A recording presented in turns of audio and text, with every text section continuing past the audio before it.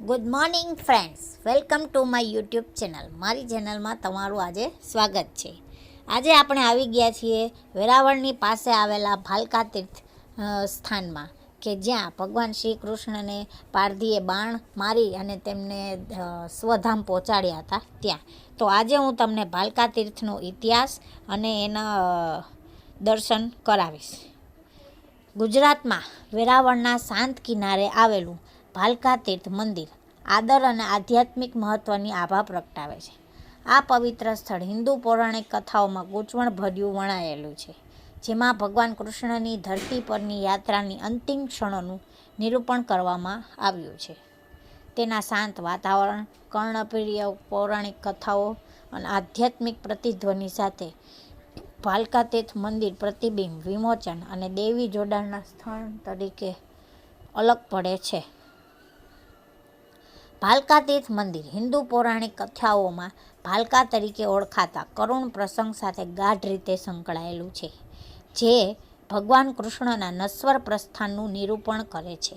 પ્રાચીન ગ્રંથો અનુસાર આ સ્થાન પર ભગવાન કૃષ્ણ પીપળના ઝાડ નીચે ધ્યાન કરી રહ્યા હતા, ત્યારે આકસ્મિક રીતે એક તીરથી ઘાયલ થયા હતા, જેના કારણે તેમને પાર્થિવ દુનિયામાંથી વિદાય લેવી પડી હતી. આ મંદિર આ પવિત્ર પ્રસંગના કાયમી વારસા અને ભગવાન કૃષ્ણની ઉપદેશોનું સાક્ષી છે. ભગવાન કૃષ્ણના શ્રદ્ધાળુ અનુયાયીઓ માટે ભાલકા તીર્થ મંદિર એક આદરણીય તીર્થસ્થાન છે, જેનું ઘણું આધ્યાત્મિક મહત્ત્વ છે. ભગવાન કૃષ્ણની અંતિમ ક્ષણોને શ્રદ્ધાંજલિ આપવા અને આધ્યાત્મિક જ્ઞાન અને મુક્તિ માટે તેમના આશીર્વાદ મેળવવા માટે દેશ વિદેશના યાત્રાળુઓ આ પવિત્ર ભૂમિઓ પર આવે છે. મંદિરનું વાતાવરણ ભક્તિ અને આત્મનિરીક્ષણથી ગુંજી ઉઠે છે, જે મુલાકાતીઓને જીવનની અસ્થાયીતા અને આત્માના શાશ્વત સ્વભાવનું ચિંતન કરવા આમંત્રિત કરે છે. મંદિરનું સ્થાપત્ય પ્રદેશની સૌંદર્યલક્ષી સંવેદનાઓ અને તેમાં રહેલી ભક્તિને દર્શાવે છે. આ ગર્ભગૃહમાં ભગવાન કૃષ્ણની એક ભવ્ય મૂર્તિ છે, જે ઢોળાવની મુદ્રામાં છે, જે નશ્વર વિશ્વમાંથી તેમના શાંત પ્રસ્થાનનું નિરૂપણ કરે છે. મંદિરનું શાંત વાતાવરણ અને જટિલ શિલ્પો તેના અલૌકિક વશીકરણમાં ઉમેરો કરે છે. ભાલકા તીર્થ મંદિર એ માત્ર આધ્યાત્મિક અભયારણ્ય જ નથી, પણ સાંસ્કૃતિક વારસાનું રક્ષણ પણ છે. તે સમુદ્ર, પૌરાણિક કથાઓ અને ભક્તિના જીવંત સાક્ષી તરીકે ઊભું છે, જે હિન્દુ પરંપરામાં ફેલાયેલી છે. મંદિરનું અસ્તિત્વ ભૂતકાળ અને વર્તમાન વચ્ચેના સેતુનું કામ કરે છે, જે મુલાકાતીઓને પ્રાચીન દંતકથાઓ સાથે જોડાવા અને ભગવાન કૃષ્ણના ઉપદેશોમાંથી પ્રેરણા મેળવવાની તક આપે છે. ભાલકા તીર્થ મંદિર મોક્ષ અને આત્મચિંતન માટે એક અનન્ય તક પૂરી પાડે છે.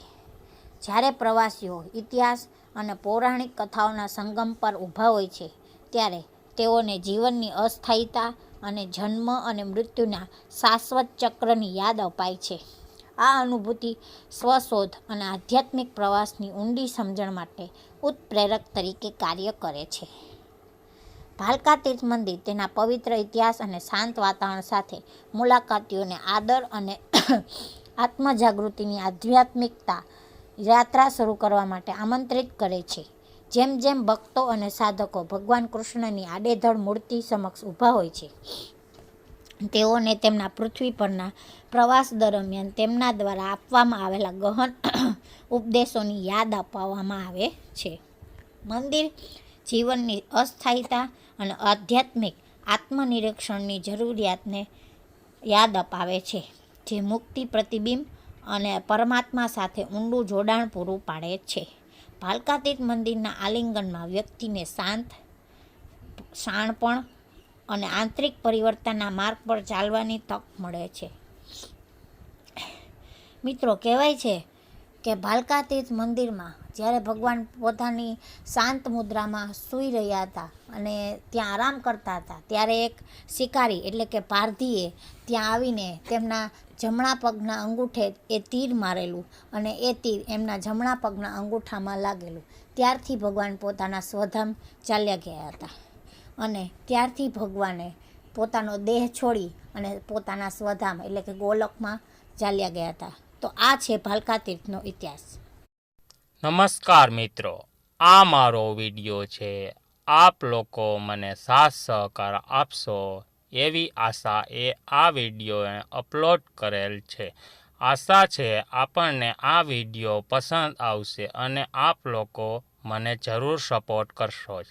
આપ લોકો મને સપોર્ટ કરવા આ વિડીયોને લાઈક એન્ડ શેર કરશો અને સરસથી એક કોમેન્ટ જરૂર કરશો અને આ ચેનલને સબસ્ક્રાઈબ કરવાનું ભૂલતા નહીં.